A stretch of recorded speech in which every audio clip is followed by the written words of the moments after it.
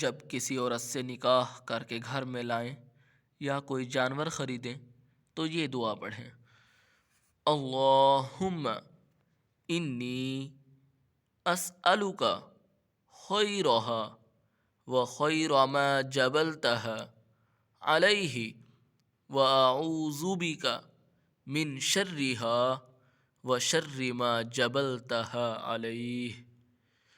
اللہم انی اسألک خیرہا و خیر ما جبلتہا علیہ و اعوذ بک من شرہا و شر ما جبلتہا علیہ۔ ترجمہ: اے اللہ، میں تجھ سے اس کی بھلائی اور اس کے اخلاق و عادات کی بھلائی کا سوال کرتا ہوں، اور اس کے شر سے اور اس کے اخلاق و عادات کے شر سے تیری پناہ چاہتا ہوں۔